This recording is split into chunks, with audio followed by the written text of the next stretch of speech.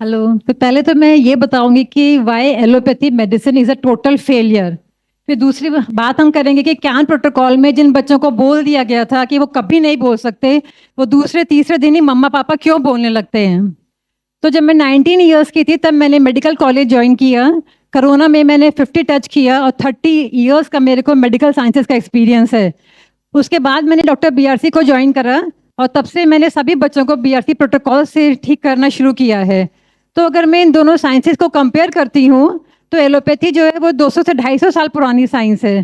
तबकि जो Indian sciences हैं वो 5000 ईयर्स पुरानी है। एलोपैथी एक मरे हुए इंसान पर लिखी जाती है और उसी पे सिखाया जाता है। तबकि जो नेचुरल साइंसेज हैं ये एक जिंदा बॉडी पर सिखाई जाती हैं। एलोपैथी की जो बेसिक यूनिट है वो ब्रेथ है और वो बोलते हैं कि अगर ऑक्सीजन नहीं होगी तो आदमी मर जाएगा। इसीलिए वो लोग सिलेंडर्स लेके घूमते हैं या फिर वेंटिलेटर्स लेके घूमते हैं।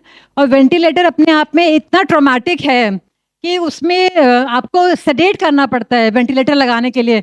और लेकिन आदमी परमानेंट सेडेट हो जाता है, कभी वो वेंटिलेटर से वापस ही नहीं आ सकता।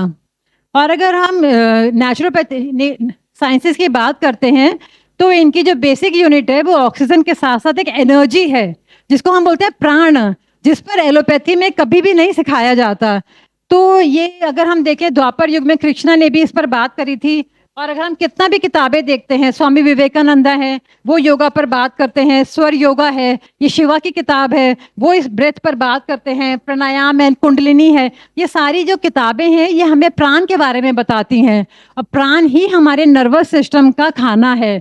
जब हम एलोपैथी में प्राण की बात ही नहीं करेंगे तो हम उसको कैसे ठीक कर सकते हैं। तो मैं आपको दिखाऊंगी इन प्राण से हम लोगों ने किस तरह से बच्चों को 2-3 दिन में ही बोलना शुरू करवा दिया। तो अगर हम बात करते हैं प्राण की तो ऑक्सीजन के साथ साथ हमारे लंग्स में एक एयर जाती है जिसको हम प्राणवायु बोलते हैं।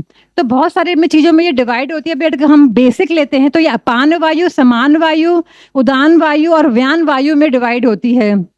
Second slide. तो आप इसको देखते हैं तो हमारी ये बॉडी में आके अलग अलग डायरेक्शंस में जाती है।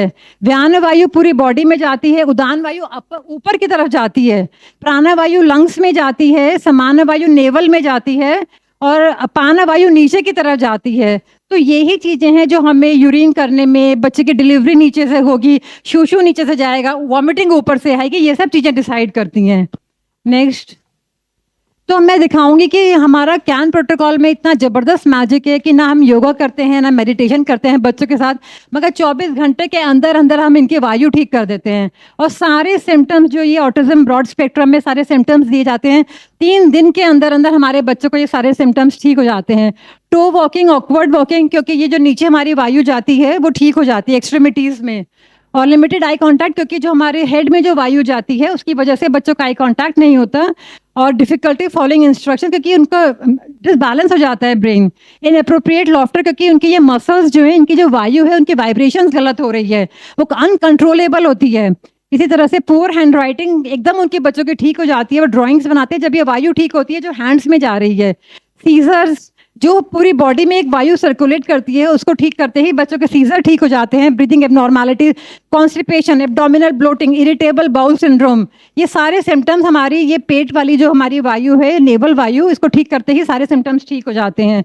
और जब हम बात करते हैं डिलेड स्पीच की कि हमारे बच्चे बोलने क्यों लगते हैं, तो आपको ये समझना पड़ेगा कि जो ये वोकल कॉर्ड्स हैं ये 2 धागे के माफिक होते हैं और इन धागों में बहुत ही ज़्यादा वाइब्रेशन बहुत फास्ट हो गई हैं। जैसे कि कोई भी म्यूजिकल इंस्ट्रूमेंट होता है उसमें 2 तार होते हैं, अगर वो आप गलत खींच देते हैं तो उसमें आवाज़ आ ही नहीं सकती। तो यही इन बच्चों के साथ हो रहा था और हमारे कैन प्रोटोकॉल से इन बच्चों की जो वाइब्रेशंस हैं ये ठीक हो जाती हैं। कहने का मतलब ये है कि आवाज़ तो कहीं गई ही नहीं थी, आवाज़ सिर्फ वहीं थी, उसका अलाइनमेंट बिगड़ गया था वोकल कॉर्ड्स का। और ये हमारे कैन प्रोटोकॉल का कि ये मैजिक है कि हम 24 घंटे के अंदर अंदर ये सारे बच्चों के अलाइनमेंट ठीक कर देते हैं और दूसरे तीसरे दिन ही बच्चे हमारे मम्मा पापा बोलने लगते हैं।